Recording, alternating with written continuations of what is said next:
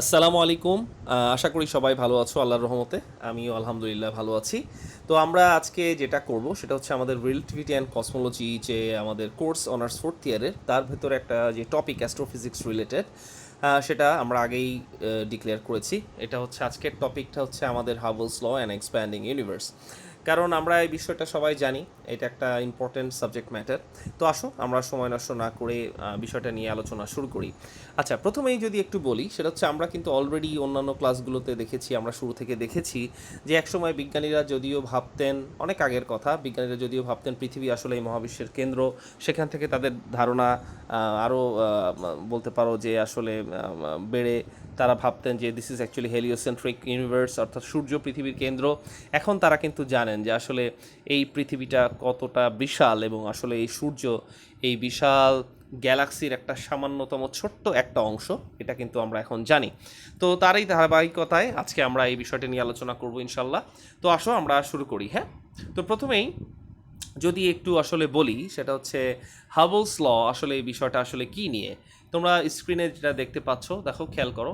আসলে এখানে যেটা বলা হচ্ছে, galaxies are constantly moving away from the earth at velocities proportional to their distance. অর্থাৎ সোজা কথা, পৃথিবী থেকে গ্যালাক্সিগুলো আসলে দূরে সরে যাচ্ছে, এবং যে যত বেশি দূরে সে তত বেশি স্পিডে দূরে সরে যাচ্ছে। এটা হচ্ছে সোজা কথা হাবলস ল, এই সূত্রের মর্ম কথা। তো আমরা শুধু এটাই শিখবো না, স্বাভাবিকভাবে আমরা আসলে অন্যান্য বিষয়গুলোও দেখব, এর ফিলোসফিক্যাল যে অ্যাসপেক্ট সেটা দেখব, এবং আসলে এই ধারণাটা কিভাবে রেভলিউশনাইজ করেছে কসমোলজিকে, এবং আসলে মানুষের চিন্তার জগৎকে, সেই বিষয়গুলো আমরা ইনশাল্লাহ দেখব। তো ঠিক আছে, আমরা পাশের স্লাইডে যাচ্ছি। তোমরা যদি একটু পাশের স্লাইডটা একটু দেখো, জাস্ট হচ্ছে, হ্যাঁ। সো যেটা বলছিলাম, সো এখান থেকে আসলে এডউইন হাবল, হ্যাঁ, এডউইন হাবল তোমার যখন আসলে উনি হচ্ছে, তোমরা জানো, উনি কিন্তু টেলিস্কোপে করে যেটা দেখতে পেয়েছিলেন যে দূরবর্তী, অত্যন্ত দূরবর্তী একটা মহাজাগতিক বস্তুর বিষয়টা উনি যখন অবজার্ভ করছিলেন উনি, এবং গবেষণা করে পেলেন যে আসলে এটা রেড শিফট দেয়। পরবর্তীতে আমরা দেখব রেড শিফট জিনিসটা কি। সেখান থেকে উনি বলেছিলেন যে আসলে সব কিছু দূরে সরে যাচ্ছে। তার এই বিষয়টা অত্যন্ত প্রভাব বিস্তার করেছে, কারণ সেখান থেকে আসলে অবজারভেশনাল যে কসমোলজি, সেই ধারণাগুলো আসে।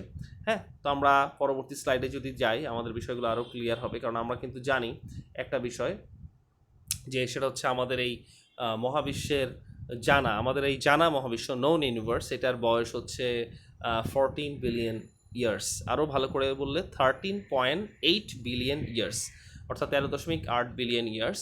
হ্যাঁ, অর্থাৎ এই বিজ্ঞানীরা বিভিন্ন যে তোমার তথ্যপাত্রের মাধ্যমে এটা জানতে পেরেছেন। এখন আমরা যেটা বলছিলাম, হ্যাঁ, যে galaxies velocity is directly proportional to its distance. হ্যাঁ, অর্থাৎ এটা হচ্ছে হাবলস লর মূল কথা, সোজা কথা, গ্যালাক্সিগুলো পৃথিবী থেকে দূরে সরে যাচ্ছে, ঠিক আছে, এবং এই দূরে সরে যাওয়ার যে বেগ, this is proportional to its distance, অর্থাৎ এটা যত দূরে অবস্থিত এটা তত বেশি স্পিডে দূরে সরে যাচ্ছে। বিষয়গুলো সামনে আরও আসবে। তো এইখান থেকে আসলে একটা ইম্পর্টেন্ট ধারণা আসে বিজ্ঞানের জগতে, এবং সেটা হচ্ছে আসলে বিগ ব্যাং। তো কেন বলি, কারণ স্বাভাবিকভাবেই যখন বিজ্ঞানীরা এই বিষয়টা অবজার্ভ করলেন, হ্যাঁ, যে আসলে সব কিছুই একে অপর থেকে দূরে সরে যাচ্ছে, তাহলে এটা যে কোনো স্বাভাবিক চিন্তাই হচ্ছে এইটা, তার মানে এটার একটা স্টার্টিং পয়েন্ট ছিল, তাই না? স্টার্টিং পয়েন্ট হচ্ছে, আচ্ছা আমরা যদি একটু আগে ফিরে যাই তাহলে দেখব যে ওকে ফাইন, এখনও যেই জিনিসটা দূরে সরেছে একটু আগে সেটা আরও কাছে ছিল, আরও আগে চিন্তা করলে এটা আরও কাছে ছিল। অর্থাৎ ব্যাপারটা অনেকটা এরকম যে পৃথিবী থেকে যেই গ্যালাক্সিগুলো অত্যন্ত স্পিডে দূরে সরে যাচ্ছে, আজ থেকে 100 কোটি বছর আগে আরও অনেক কাছাকাছি তারা ছিল, এবং আরও অনেক কম স্পিডে তারা দূরে সরে যাচ্ছিল তারও 1000 কোটি বছর আগে। আমরা যদি এভাবে আসলে জিনিসটা ভাবি, ঠিক না? অর্থাৎ এটা ভাবা কিন্তু অমূলক কিছু না, তার মানে কোনো এক সময় হয়তো তারা অত্যন্ত কাছাকাছি ছিল, এবং এখান থেকে যে বিগ ব্যাং যেই ধারণার উদ্ভব ঘটে, এসে আসলে বিজ্ঞানের জগতে অন্যতম একটা রেভলিউশনাইজড আইডিয়া, রেভলিউশনারি আইডিয়া আমরা বিষয়টা জানি। এই বিষয়টা আমরা ইনশাল্লাহ নেক্সট ক্লাসে দেখবো, যখন আমরা অলবার্টস প্যারাডক্স এই বিষয়গুলো আসলে আলোচনা করব তখন। তো ঠিক আছে, আমরা পাশের স্লাইডে যাই। তো দেখো আমরা যদি একটু দেখি যে আসলে হাবলস ল এটা আসলে কি। সোজা কথা, হাবলস ল হচ্ছে V equals to H not D. আসলে যদিও স্ক্রিনে এইচ ও ডি মনে হচ্ছে, আসলে এটা ঠিক ও না, এই এইচটা সাবস্ক্রিপ্ট হিসেবে নিচে আছে, H it is call H not, ঠিক না। এখানে ভিটা কি বলো, ভিটা হচ্ছে যত বেগে গ্যালাক্সিটা পৃথিবী থেকে দূরে সরে যাচ্ছে সেই বেগটা। এইচ নটকে কি বলা হয়, হাবলস কনস্ট্যান্ট। এই বিষয়গুলো সামনে আরও আসবে আমাদের আজকের ক্লাসেই। এবং ডি হচ্ছে সেই দূরত্ব, অর্থাৎ যেই দূরত্বে আমাদের পৃথিবী থেকে সেই গ্যালাক্সিটা মানে অবস্থিত। তো আমরা যদি এবার এই স্লাইডটা একটু দেখি, সেটা হচ্ছে H not is constant of proportionality known as the Hubble's constant. D stands for distance to a galaxy, যেটা আমরা অলরেডি বলেছি, ঠিক আছে, ভালো কথা। আর the velocity is denoted by V, the speed of separation between the earth and the galaxy. আচ্ছা, তো আর একটা কথা একটু বলি, সেটা এখানে তোমরা যদি এই কোয়েশনটা যদি আমরা জাস্ট আর একবার একটু দেখি, হ্যাঁ, তো অর্থাৎ খেয়াল করে দেখো, তুমি যদি এইচ নটকে ইকুয়াল দেখতে, H not is equal to actually V by D, ঠিক না। অর্থাৎ ভি বাই ডি তোমরা জিনিসটা এভাবে চিন্তা করো। So H nought actually V by D, so V মানে কি, মিটার পার সেকেন্ড, ঠিক না। আর এদিকে হচ্ছে ডি, তার মানে অর্থাৎ তোমরা যদি দেখো H nought equals to actually 1 by time, ঠিক না। Actually H nought equals to 1 by time, সুতরাং এটা বলা হচ্ছে যে এই সেপারেশনের যে টাইমটা, এই টাইমটার ইনভার্স যে, সেটাই হচ্ছে আসলে হাবলস কনস্ট্যান্ট। তো এই বিষয়গুলো আরও আসবে সামনে, সেগুলো আমরা এক এক করে দেখব ইনশাল্লাহ আজকে। তো এটাই হচ্ছে সেই হাবল টাইম। কোনটা হাবল টাইম? এই যে 1/এইচ নট, এটাই আসলে হাবল টাইম, ঠিক আছে। আচ্ছা, তো ভালো কথা, আমরা এখানে যেই ছবিতে যাকে দেখছি, ইনি হচ্ছেন এডউইন হাবল, একজন ফিজিসিস্ট। এবং উনি আসলে প্রথম যেই কথাটা বলেন যে আসলে আমাদের এখান থেকে দূরবর্তী একটা মহাজাগতিক বস্তু আরও দূরে সরে যাচ্ছে, হ্যাঁ, অর্থাৎ রেড শিফট দেখাচ্ছে। এটা হচ্ছে এডউইন হাবল। তবে এখানে একটা কথা বলে রাখি তোমাদেরকে, এই তুমি ছবিতে যাকে দেখছো, this is actually Alexander Friedman. He is the physicist, very very famous physicist, if I am not doing any mistake, he is from Soviet Union, হ্যাঁ, অর্থাৎ তৎকালীন যে সোভিয়েত ইউনিয়নের একজন famous physicist, this is actually Alexander Friedman. So Alexander Friedman তিনি কিন্তু আসলে মানে এক্সপ্যান্ডিং ইউনিভার্সের যে আসলে ধারণা, হ্যাঁ, এক্সপ্যান্ডিং ইউনিভার্সের ধারণা, যদিও আমরা অনেকে মনে করি যে প্রথম আসলে এটা আসলে সূত্র আকারে বা বলতে পারো ম্যাথমেটিক্যালি দেখান, মানে যদি আমরা মনে করি অবজারভেশনাল ফ্যাক্ট অনুযায়ী প্রথমে হয়তো এডউইন হাবল বলেন, কিন্তু আসলে তারও আগে এটাকে ম্যাথমেটিক্যালি এটা প্রেডিক্ট করেছিলেন বিজ্ঞানী আলেকজান্ডার ফ্রিডম্যান, খুবই প্রতিভাবান একজন পদার্থবিজ্ঞানী। বিজ্ঞানী Alexander Friedman, with the help of general relativity, actually he showed actually these universe may be expanding, okay, or might have been expanded for the last several billion years। অর্থাৎ উনি কিন্তু এভাবে বলেছেন। তো ইনি হচ্ছেন আলেকজান্ডার ফ্রিডম্যান, ওকে। তো so উনি ওনার ফ্রিডম্যান ইকুয়েশনের মাধ্যমে উনি দেখিয়েছেন, এক্সপ্যান্ডিং ইউনিভার্সের কথা বলেছেন। আচ্ছা, তো আমরা একটু দেখি। তো আমরা হাবল কনস্ট্যান্ট নিয়ে কথা বলেছি, ঠিক আছে। আচ্ছা, আর একটা বিষয় হচ্ছে cosmic velocity dispersions or cosmic scatter. আচ্ছা, এটা অন্য একটা ইস্যু, এটা নিয়ে আমরা হয়তো অন্য কোনো সময় আলোচনা করব, ঠিক আছে।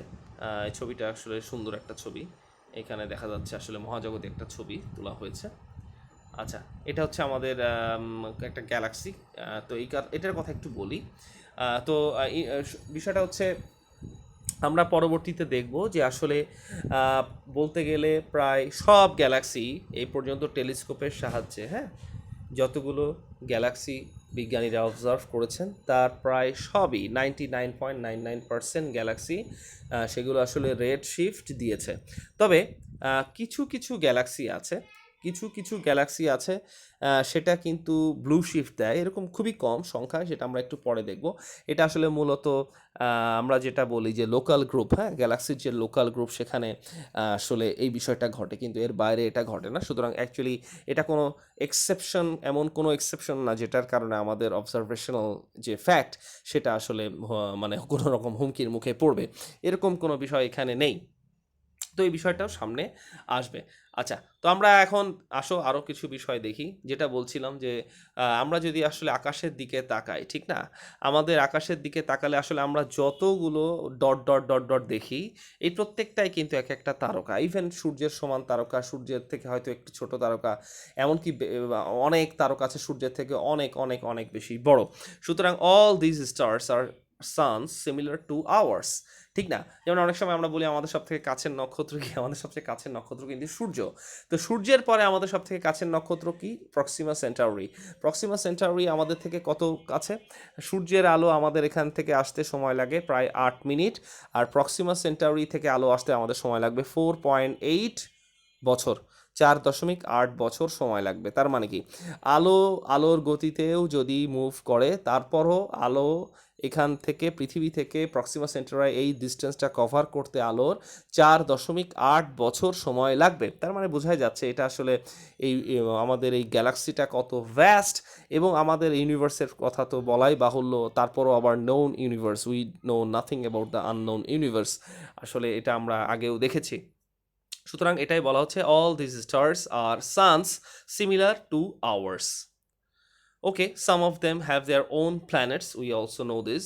Actually, অনেকেরই নিজস্ব গ্রহ আছে, সেই গ্রহের আবার উপগ্রহ আছে, বাট নট নেসেসারিলি যে সবগুলোরই থাকতে হবে ব্যাপারটা তা না। হ্যাঁ, সো আমরা যদি এই ছবিটা একটু দেখি, এই যে এই ছবিটা, ঠিক না? এখানে আমরা যেটা দেখতে পাচ্ছি আসলে এটা আসলে কি, ঠিক না? এটা আসলে আমাদের টেলিস্কোপ থেকেই তোলা একটা ছবি। আসলে সোজা কথা, এই উজ্জ্বল যেটা দেখা যাচ্ছে এটা কিন্তু অন্য একটা গ্যালাক্সি। ফর এক্সাম্পল, আমাদের সবথেকে কাছের যে গ্যালাক্সি যেটা আসলে দেখা যায় আসলে সেটা হচ্ছে অ্যান্ড্রোমিডা, ঠিক না? অ্যাকচুয়ালি অ্যান্ড্রোমিডা, তার মানে সেটা আসলে এই অসংখ্য ডট ডটগুলো দেখতে পাচ্ছ, এরা প্রত্যেকেই এক একটা তারা। এই তারকা থেকে বহু বহু বহু গুণ দূরে আসলে এই অ্যান্ড্রোমিডা গ্যালাক্সি, এবং অ্যান্ড্রোমিডার মধ্যেও হাজার হাজার কোটি তারা রয়েছে, ঠিক আছে? সুতরাং এই গ্যালাক্সিটা হচ্ছে অ্যান্ড্রোমিডা, এবং আমাদের এই গ্যালাক্সিটা এটা হচ্ছে আমাদের মিল্কি ওয়ে গ্যালাক্সি, যেটার সাথে আমরা আসলে খুবই পরিচিত। আমাদের যে মিল্কি ওয়ে গ্যালাক্সি, এবং সূর্যের অবস্থান আমরা আগেও দেখেছি আসলে একটা কর্নারে, ঠিক আছে? তো এটাই বলা হচ্ছে যে this is a galaxy just like the Milky Way. Suppose this is the Andromeda galaxy, কারণ this is actually nearest galaxy from earth. অর্থাৎ এই জিনিসটা তোমরা যদি একটু দেখো, সেটা হচ্ছে খেয়াল করো, every star in the night sky lives in this little island, ঠিক না? এটা কিন্তু ইন্টারেস্টিং একটা কথা। অর্থাৎ কথাটা আমরা কেন বললাম, তোমরা যদি একটু জিনিসটা দেখো, খেয়াল করো যে আমি যদি ছবিটা একটু বড় করি, সেটা হচ্ছে এই ছোট্ট জায়গাটা হচ্ছে আমাদের মিল্কি ওয়ে গ্যালাক্সি, দেখো লাল কালি দিয়ে লেখা আছে মিল্কি ওয়ে গ্যালাক্সি, ঠিক না? তো আশেপাশে কিন্তু আরও অন্যান্য গ্যালাক্সির ছবি আছে, হ্যাঁ। অর্থাৎ তোমরা দেখতে পাচ্ছ এখানে বিভিন্ন রকম ছবির কথা আছে। তো যাই হোক, তো এই বলা হচ্ছে এটাই যে আমরা খালি চোখে যত নক্ষত্র দেখি, আমরা কিন্তু খালি চোখে হাজার দশেক তারা দেখি, এর বেশি কিন্তু দেখি না। কিন্তু আমাদের মিল্কি ওয়ে গ্যালাক্সিতেই বিজ্ঞানীরা বলেন যে আসলে 10,000 কোটি থেকে 40,000 কোটি পর্যন্ত তারা থাকতে পারে। জাস্ট ইম্যাজিন, 10,000 কোটি থেকে 40,000 কোটি, এমনকি 40,000 কোটি তারা আছে, এটাই বিজ্ঞানীদের মধ্যে সব থেকে প্রমিনেন্ট ধারণা। সুতরাং এই কথাটাই বলা হচ্ছে যে আসলে every star in the night sky lives in this little island, so this is called actually Milky Way galaxy. আচ্ছা,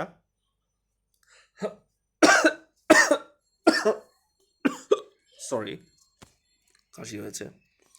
আচ্ছা, তো আরেকটা কথা খেয়াল করে দেখো যে these other galaxies are staggeringly distant, অর্থাৎ এখানে যদিও আমরা এটা একটা ফিগার দেখাচ্ছি, কিন্তু বুঝতেই পারছো যে এই মিল্কি ওয়ে গ্যালাক্সি থেকে অন্যান্য যেইগুলো আসলে দেখা যাচ্ছে, এগুলো কিন্তু অত্যন্ত অত্যন্ত অত্যন্ত দূর, ঠিক না? অর্থাৎ এখানে কিন্তু সবগুলো গ্যালাক্সি না। তোমরা যদি একটু ভালো করে ঠান্ডা মাথায় বুঝে, যেমন মিল্কি ওয়ে গ্যালাক্সি থেকে যেমন স্যাজিটারিয়াস ডোয়ার্ফ, ঠিক না? বা হচ্ছে স্কাল্পচার ডোয়ার্ফ বা ফোনাক্স ডোয়ার্ফ বা ক্যারিনা ডোয়ার্ফ বা লার্জ তোমার হচ্ছে যে ক্লাউড বা স্মল ক্লাউড, হ্যাঁ, বা এই যে উরসা মেজর, ঠিক না, লিও ওয়ান, লিও টু, অর্থাৎ এইগুলো কিন্তু নট নেসেসারিলি সব আর অন্য গ্যালাক্সি। কিন্তু আমরা যদি দেখি যে এই যে অ্যান্ড্রোমিডা ওয়ান, খেয়াল করো এখানে কিন্তু দেখা যাচ্ছে, অর্থাৎ তারপর হচ্ছে তোমরা দেখো অ্যান্ড্রোমিডা গ্যালাক্সি, দেখো এখানে একটা গ্যালাক্সি, এখানে একটা গ্যালাক্সি, অর্থাৎ এইটাই হচ্ছে সেই অ্যান্ড্রোমিডা গ্যালাক্সি M31। এখানে তোমরা উজ্জ্বল দুটো গ্যালাক্সি দেখতে পাচ্ছ। এই দুটোর মধ্যে ইনোরমাস ইনোরমাস ইনোরমাস ডিস্টেন্স, ঠিক না, এটা কিন্তু বোঝা যায়, কারণ আমাদের এই গ্যালাক্সিটায় একটা প্রান্ত থেকে আর একটা প্রান্ত যেতে আসলে আসলে অদ্ভুত হলেও সত্যি, যেটা আসলে আনবিলিভেবল, এটা আসলে অসংখ্য সময় সাপেক্ষ ব্যাপার, এবং এটা বিশাল বড়, বিশাল বড়। কারণ আমরা দেখি, আমরা জাস্ট এইভাবে ইম্যাজিন করি জিনিসটা, যে সব থেকে সূর্য, পৃথিবী থেকে সব থেকে কাছের তারা সূর্য, তার আলো আসতে সময় লাগে 8 মিনিট।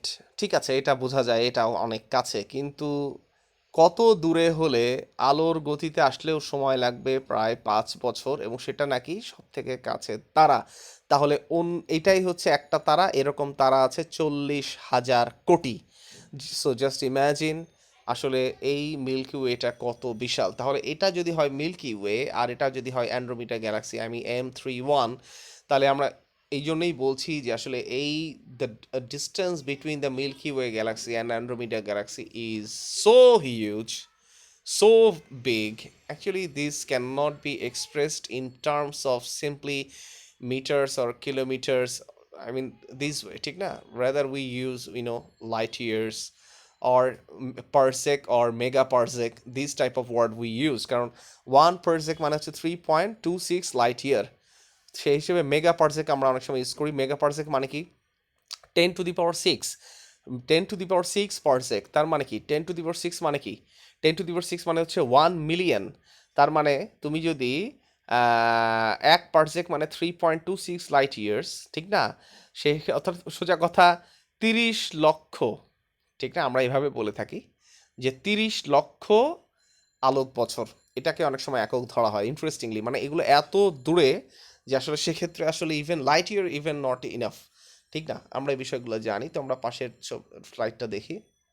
তো যেটা বলছিলাম, এটা হচ্ছে আমাদের লোকাল গ্রুপ, হ্যাঁ, অর্থাৎ হচ্ছে মানে লোকাল গ্রুপ বলা হয় যে সোজা কথা মানে কাছাকাছি যেই মহাজাগতিক বিষয়গুলো সেগুলো নিয়ে আমাদের আসলে লোকাল গ্রুপ। এই টোটাল ছবিটাই আসলে লোকাল গ্রুপের ছবি, তোমরা যেটা দেখতে পাচ্ছ এটা লোকাল গ্রুপের ছবি। কিন্তু এই ইউনিভার্স, এই যে তোমরা এখানে দুটো কেবল হচ্ছে গ্যালাক্সি দেখছো, আরও অন্যান্য অনেক মহাজাগতিক বস্তুগুলো দেখছো, তাই না, ফনিক্স ডোয়ার্ফ, তারপর হচ্ছে তোমার হচ্ছে পেগাসাস ডোয়ার্ফ, তারপর হচ্ছে NGC 185, NGC 147, IC 10, এগুলো যে তোমরা দেখতে পাচ্ছ, এটা মিলে আসলে লোকাল গ্রুপ বলা হয় যে এরা সবাই খুব কাছাকাছি। তো এটাই যদি আসলে কাছাকাছি হয় তাহলে কিন্তু বোঝা যায় ইউনিভার্সের ভ্যাস্টনেসটা কত বিশাল। তো যেটা বলছিলাম, তো লোকাল গ্রুপে অনেক সময় আসলে তোমার ব্লু শিফট দেখা যায়। তো কিন্তু আসলে ইউনিভার্সের বিশালতার তুলনায় লোকাল গ্রুপ কিছুই না। কারণ এই দুটো গ্যালাক্সি হচ্ছে এখন পর্যন্ত বিজ্ঞানীদের জানা মতে প্রায় 10,000 কোটি গ্যালাক্সির মধ্যে মাত্র দুটো, তাও আবার নোন ইউনিভার্সে। হ্যাঁ, তো ঠিক আছে, আমরা পাশের স্লাইডটা একটু দেখি। তো খেয়াল করো, ইন্টারেস্টিংলি এই যে লোকাল গ্রুপ, অর্থাৎ যেটা যাই বলা হচ্ছে যেটা সব থেকে কাছাকাছি, অর্থাৎ ইন্টারেস্টিং ব্যাপার, এই মিল্কি ওয়ে থেকে অ্যান্ড্রোমিডা গ্যালাক্সির দূরত্ব 2.5 million light years. Just imagine, 2.5 million light years. So how is it possible, ঠিক না? 2.5 মিলিয়ন লাইট ইয়ার্স মানে বুঝতেই পারছো এটা আসলে প্রায় ওয়ান ওয়ান মেগা পারসেকের কাছাকাছি। কারণ এটা তো মিলিয়নে চলে গিয়েছে এখন, আসলে ওই লাইট ইয়ারও বলতে গিয়ে অনেক কষ্ট হবে আমাদের, এই জন্য মেগা পারসেক এই বিষয়গুলো আসলে ইউজ করা হয়। So just imagine, so 2.5 million light years. So if you simply travel with the speed of light, it will take 22.5 million years to reach from the Milky Way to Andromeda. আর আমরা কিন্তু এটা বলিই নাই যে milky ওয়ের centre থেকে আসতে, এক প্রান্তে আসতে কত সময় লাগবে। সেটা হচ্ছে আমাদের বলা হয়ে থাকে আমাদের টোটাল মিল্কি ওয়েটা, এটা হচ্ছে আপনার হচ্ছে তোমার 1,00,000 আলোকবর্ষ, হ্যাঁ, 1,00,000 আলোকবর্ষ, অর্থাৎ মিল্কি ওয়ের এক প্রান্ত থেকে অপর প্রান্ত যেতে তোমার আলোর গতিতেও তুমি যদি দাও 1,00,000 বছর লাগবে, 1,00,000 বছর, ঠিক না? সুতরাং অদ্ভুত, অসাধারণ আল্লাহ তাআলার অদ্ভুত সৃষ্টি। তো আমরা যদি পাশের ইয়েতে যাই, আচ্ছা, তো এখন যেটা বলা হচ্ছে যে 20th century telescopes revealed many galaxies, এটা আমরা অলরেডি জানি যে অনেক গ্যালাক্সিগুলো আসছে, হ্যাঁ, ঠিক না? এখন সুতরাং এখান থেকে আমরা দেখো, খেয়াল করো, আমরা যদি একটু জাস্ট একটু দেখি, সেটা হচ্ছে এখান থেকে বিজ্ঞানীরা বিভিন্ন ধরনের গ্যালাক্সি তারা ক্যাটেগরাইজ করেছেন, হ্যাঁ। তা আমরা এরকম কয়েকটা দেখি, we then began to categorise all the galaxies we saw, ঠিক না? তো দেখো, এর মধ্যে কিছু গ্যালাক্সি হচ্ছে এলিপ্টিক্যাল, যেমন E0, E1, E2, E3, E4, E5, E6, E7, these all are the ellipticals galaxies actually found by researchers. আচ্ছা, কিছু হচ্ছে তোমার হচ্ছে লেন্টিসার্কুলার, হ্যাঁ, অর্থাৎ সরি, লেন্টিকিউলার, কিছু হচ্ছে স্পাইরালস, কিছু হচ্ছে ইন্টারমিডিয়েট স্পাইরালস, কিছু হচ্ছে বার্ড স্পাইরালস, এরকম, ঠিক না? যেমন দেখো, খেয়াল করো, স্পাইরাল গ্যালাক্সির মধ্যে আসলে কোনগুলো আছে আমরা কিন্তু সবাই জানি। স্পাইরাল গ্যালাক্সি আমাদের মিল্কি ওয়ে আসলে একটা স্পাইরাল গ্যালাক্সি, ঠিক না? এবং এই গ্যালাক্সিগুলো দেখতে অনেক বেশি সুন্দর লাগে। আরও কিছু আছে ইন্টারমিডিয়েট স্পাইরালস, আরও কিছু আছে বার্ড স্পাইরালস, ঠিক না? এরকম অনেকগুলো বিষয় আছে, এগুলোকে এখন ক্যাটেগরাইজ করা হয়েছে। So this is actually Edwin Hubble. He was born on 1889 and he died on the year, actually in the year 1953. So birth time in the year 1889 and death year 1953. তো এডউইন হাবলের কথা আমরা আগেও বলেছি, হ্যাঁ, Edwin Hubble develop the system for Galaxy classification. Okay, so the গ্যালাক্সিজ R moving away from one another, ঠিক না? So actually এটাই হচ্ছে মানে সোজা কথা, ওনার অবজারভেশন এবং ওনার লর একটা বিষয়, এবং এখান থেকেই কিন্তু আসলে এই আমরা বলি যে actually the universe is expanding, এই ধারণাটা কিন্তু এসেছে, হ্যাঁ, এই ধারণাটা এসেছে। এবং অর্থাৎ এটা যদি কেউ ঠান্ডা মাথায় বিবেচনা করে, সেটা এমনি আসলে সে এটা বুঝতে বাধ্য হবে যে হ্যাঁ, সব কিছু যেহেতু অত্যন্ত স্পিডে তোমার মুভ করছে, সুতরাং এটা তার মানে এটা। তবে এখানে কিছু আরও ইন্টারেস্টিং ঘটনা ঘটে হিস্ট্রিতে, তা আমরা এখন সেই ঘটনাগুলো যদি জাস্ট একটু বলি, তার আগে জাস্ট ছোট্ট কয়েকটা জিনিস দেখি যে আসলে this was determined by the looking at the emission spectra, হ্যাঁ, অর্থাৎ এটা কিভাবে বোঝা গেল যে আসলে এক ডিস্ট্যান্ট অবজেক্টগুলো খুব দ্রুত সরে যাচ্ছে, সেটা হচ্ছে এমিশন স্পেকট্রা থেকে। যেমন এটা বুঝতে হলে আমরা জাস্ট হচ্ছে একটা জিনিস বলি যে ডপলার শিফট, ঠিক না? আমরা কিন্তু অনেকেই ডপলার শিফট সম্পর্কে জানি। তো আমরা ডপলার শিফট যদি একটু জাস্ট একটু দেখি, তোমরা জাস্ট ইম্যাজিন করো, আসলে ডপলার শিফট অনেকভাবে বোঝানো যায়।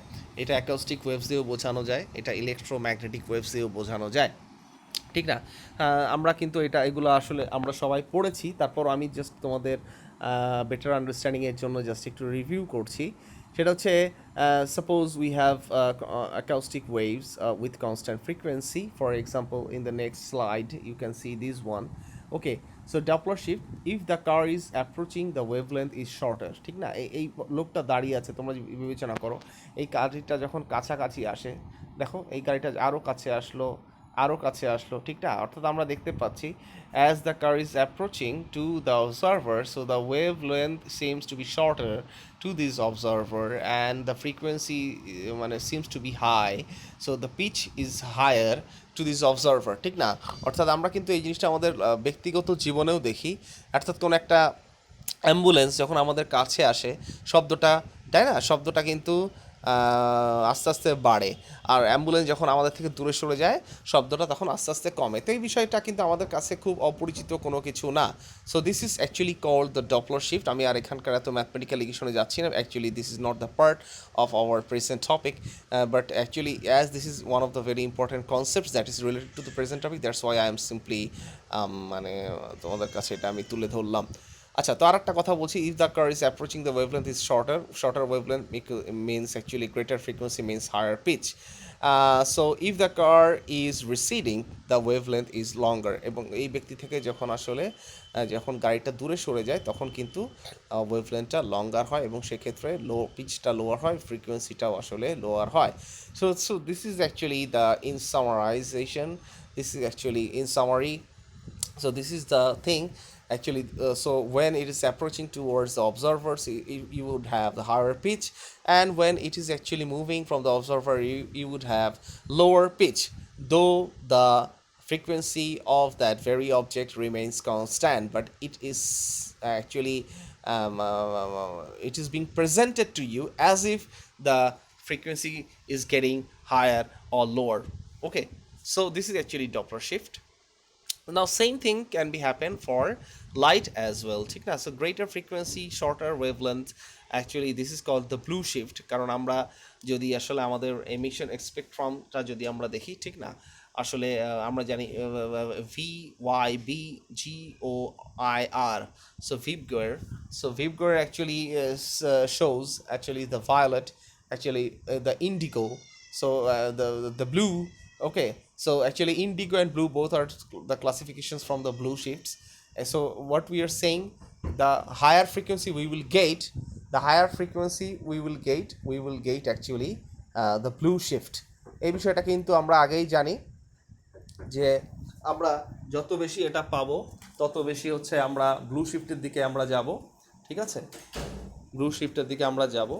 তো যাই হোক, আমরা এই জিনিসটা দেখেছি যে আসলে সোজা কথা, যখন কাছাকাছি কোনো কিছু আসে তখন আসলে আমরা ব্লু শিফট পাই, ঠিক একইভাবে যখন কোনো কিছু আমাদের থেকে দূরে সরে যায় তখন আমরা রেড শিফট পাই, ঠিক না? এই জন্য রেড শিফটকে বলা হচ্ছে কি লোয়ার ফ্রিকোয়েন্সি এবং লোয়ার লঙ্গার ওয়েভলেন্থ। কারণ আমাদের যদি আমরা স্পেকট্রামটা দেখি, প্রথমে ভি, তারপর হচ্ছে ইন্ডিগো, তারপর হচ্ছে ব্লু, সবই ঠিক আছে, কিন্তু একদম শেষেই কিন্তু রেড। সুতরাং আমরা এই জিনিসটা সহজেই বুঝি যে কোনো কিছু যখন দূরে সরে যায় সেটা আসলে লঙ্গার ওয়েভলেন্থ দেয়, তো লোয়ার ফ্রিকোয়েন্সি দেয়। এই কারণে আমরা সহজেই বুঝি যে এটা আসলে রেড শিফট। So এটা হচ্ছে these shifts are easy to observe on the emission spectrum of an object, expected values তোমরা দেখো যে প্রথমে হচ্ছে violet, ঠিক না, তারপর ইন্ডিগো, তারপর ব্লু, তারপর হচ্ছে গ্রিন, তারপর হচ্ছে ইয়েলো, ঠিক না, তারপর অরেঞ্জ, তারপর রেড। সো ঠিক না, এক্সপেক্টেড ভ্যালুস, ঠিক না। সুতরাং হচ্ছে দ্য রেড শিফটেড ভ্যালুস, এই বিষয়গুলো আমরা এটা আসলে সহজেই বুঝি, এটা আসলে কঠিন কিছু না। তো যেটা আসলে এই অবজারভেশন, ঠিক না, the actually the Hubble's observation, the Friedmann's equation, okay fine, the Hubble's law, all of these actually these are suggesting that the universe is being expanded, or we say the universe is expanding. So all the galaxies are moving away from us, it means all the galaxies are moving away from us, ঠিক না। the only exceptions are the galaxies closest to us, এটা আমি already তোমাদেরকে বলেছি যে এটা হচ্ছে একমাত্র exception.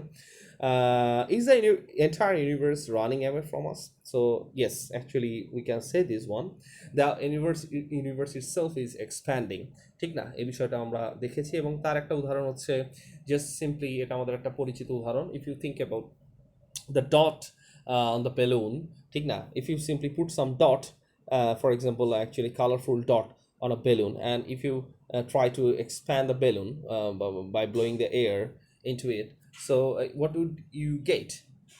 So the surface of the balloon is space-time, for example. Okay, so each dot is a galaxy, and the surface of the balloon is a space-time. Now, if you try to expand the balloon, so what would be happened? As the universe expands, the galaxies spread out, ঠিক না। সুতরাং আমরা দেখি যত বেশি বড় হবে, so গ্যালাক্সিগুলো spread out হবে। এবং ইন্টারেস্টিংলি, তুমি যেই ডটের উপরেই থাকো না কেন, তুমি দেখতে পারবা অন্যান্য সব ডট সেখান থেকে দূরে সরে যাচ্ছে, এবং আরও ইন্টারেস্টিংলি যেটা যত বেশি দূরে সেটা কেন জানি মনে হবে আরও বেশি দূরে সরে যাচ্ছে। সুতরাং এটা একটা very interesting example to understand what is actually the expansion of the universe. So এটাই হচ্ছে বিষয়, এবং সুতরাং এটারই যে আইডিয়া, যে actually if the universe is supposed to be expanded for the last several billion years, so of course we can assume that once upon a time it must once all been very close together, ঠিক না। আসলে তারা হয়তো খুব ছিল, এখান থেকে আসলে যেই আইডিয়াটা আসে, that is call actually the big bang, ঠিক না। So this was the first piece of evidence suggesting that our universe was born from a single point at a specific time. So even now the physicists they are saying actually this universe not only it has a beginning but also time itself it was started, it was started from the big bang. So এটা কিন্তু খুবই চমৎকার একটা প্রশ্ন হতে পারে যে what is before big bang. This is actually absurd from the point of view of physics, at least up to now, because there is no time existed before the big bang. So the word before actually is not any valid question in the present context or present framework of physics. তো যাই হোক এটা interesting, এই বিষয়গুলো নিয়ে সামনে আরো ইনশাল্লাহ আলোচনা হবে। সো যেটা বলছিলাম the recession velocity increases with distance, ঠিক না? সুতরাং galaxies that are farther away are moving away from us more likely. এবং finally so this is actually our actually this is the Hubble's law. So relates the recession velocity of a galaxy kilometer per second and the distance of that galaxy in megaparsecs MPC. So v equals to h naught t. The scope of this line is called the Hubble's constant, and the assumed value of h naught is actually 70 kilometer per second megaparsec. হ্যাঁ, এটা হচ্ছে সোজা কথা। এটা দেখে তোমার যাই মনে হোক না কেন যে আসলে 70 kilometre per second mega parsec আসলে বিষয়টা কিছুই না। তুমি যদি এটাকে এইচ নটটা আলটিমেটলি আসলে ঘুরে ফিরে আসলে 1/সেকেন্ডে গিয়েই দাঁড়ায়, কারণ এই মেগা পারসেক মানে কি এটা আমরা আগেই বলেছি। মেগা পারসেক মানে হচ্ছে 10⁶ পারসেক, 1 পারসেক মানে হচ্ছে 3.26 light years. So mega parsec means 10⁶ multiplied by 3.26 light years. So light years also can be converted into meter. So kilometer to kilometer would be cut out. So the remaining thing would be 1/s second. So this is actually the value of the h naught, 70 kilometer per second MPC. So this so my dear all, তাহলে আজকে এ পর্যন্তই। আশা করি তোমরা আসলে বুঝতে পেরেছো। হ্যাঁ, সুতরাং আসলে নেক্সট দিন আমরা ইনশাল্লাহ অলবার্স প্যারাডক্স এবং বিগ ব্যাং এর বিষয়গুলো নিয়ে আলোচনা করবো। টিল দেন সবাই ভালো থেকো। আসসালামু আলাইকুম।